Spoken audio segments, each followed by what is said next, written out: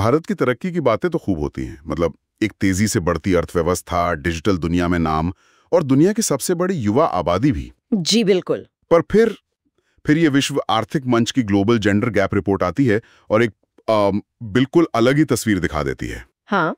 लैंगिक बराबरी के मामले में हम 148 देशों में 131वें नंबर पर हैं।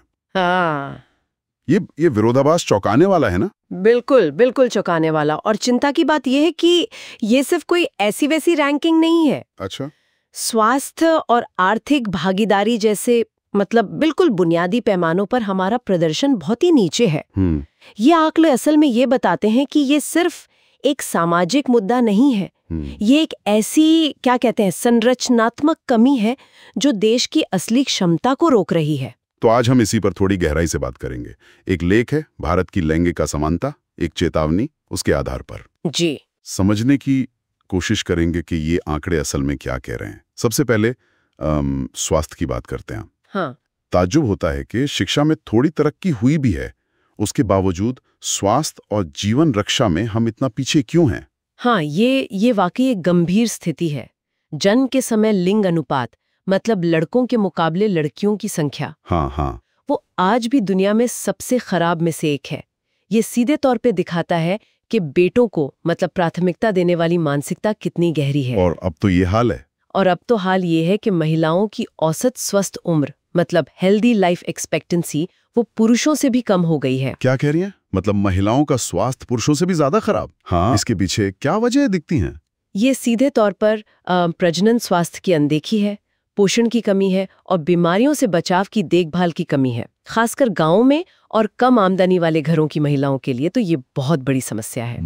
सोचिए, NFHS 5 जो देश का सबसे बड़ा स्वास्थ्य सर्वे है, हाँ बिल्कुल, वो बताता है कि 15 से 49 साल की 57% महिलाएं अनीमिया यानी खून की कमी से जूझ रही हैं। 57%?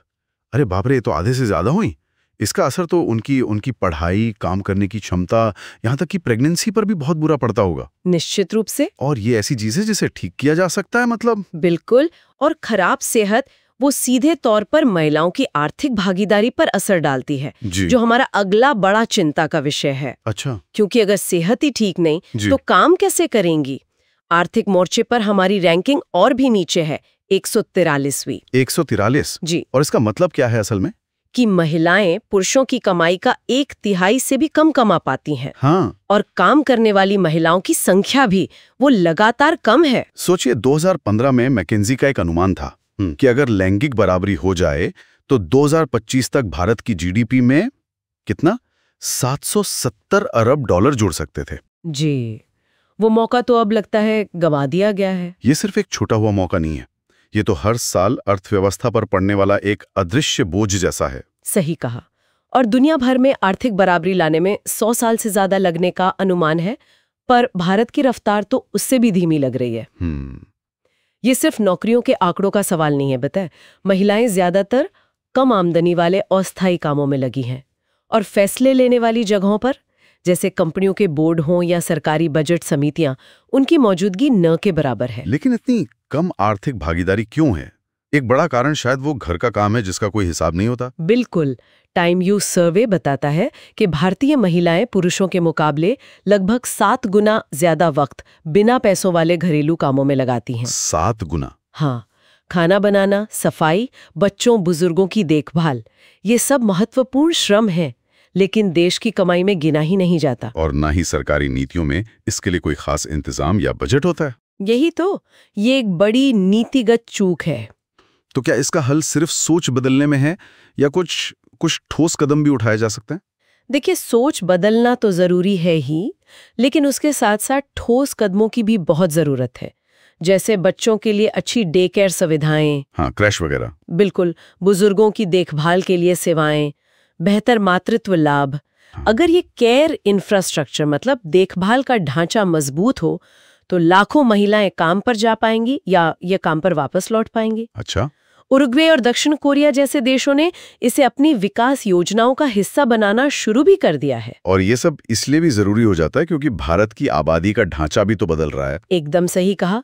2050 तक भारत की आबादी का करीब 20% हिस्सा बुजुर्गों का होगा। 20%? हाँ, और उनमें ज्यादातर बुजुर्ग महिलाएं होंगी, खासकर विधवाएं। दूसरी तरफ NFH5 के मुताबिक जन्म दर इतनी गिर गई है कि आबादी मतलब खुद ब खुद स्थिर नहीं रह पाएगी। तो इसका मतलब है काम करने वाले हाथ कम होंगे और निर्भर लोगों की संख्या बढ़ेगी। बिल्कुल। तो अगर हमें अपनी आर्थिक रफ्तार बनाए रखनी है तो महिलाओं का स्वस्थ रहना, समर्थ होना और अर्थव्यवस्था में योगदान देना ये तो पहले से कहीं ज्यादा जरूरी हो गया है। बिल्कुल। लैंगिक बराबरी अब सिर्फ कोई मानवाधिकार का मुद्दा नहीं रहा, ये भारत की आर्थिक और जनसांख्यिकीय जरूरत बन चुकी है। अगर महिलाएं इसी तरह काम से बाहर रहती हैं तो कम कमाने वालों पर ज्यादा लोगों की जिम्मेदारी आएगी और देश की जो आर्थिक स्थिरता है उस पर दबाव बढ़ेगा। तो मतलब अब सिर्फ नारों से काम नहीं चलेगा? नहीं, बिल्कुल नहीं। अब असली निवेश की जरूरत है। महिलाओं की जरूरतें पूरी करने वाले स्वास्थ्य सिस्टम में निवेश, घरेलू काम का बोझ बांटने वाली देखभाल सेवाओं में निवेश और ऐसी नीतियों में निवेश जो महिलाओं को सिर्फ लाभार्थी नहीं बल्कि अर्थव्यवस्था का निर्माता समझें। तो कुल मिलाकर देखें तो ये रिपोर्ट एक साफ चेतावनी है। लैंगिक बराबरी को नजरअंदाज करना ये भारत के भविष्य के लिए खतरनाक हो सकता है। ये हमारी आर्थिक और सामाजिक स्थिरता की नींव है। जी, और ये आंकड़े हमें ये सोचने पर भी मजबूर करते हैं कि जब देश की आधी आबादी अपनी पूरी क्षमता से योगदान ही नहीं दे पा रही तो हम तरक्की की जो तस्वीर देख रहे हैं क्या वो वाकई पूरी है, और सालों से चली आ रही इस अनदेखी की मतलब इस अदृश्य श्रम और बिगड़ते स्वास्थ्य की असली कीमत हमें भविष्य में क्या चुकानी पड़ेगी।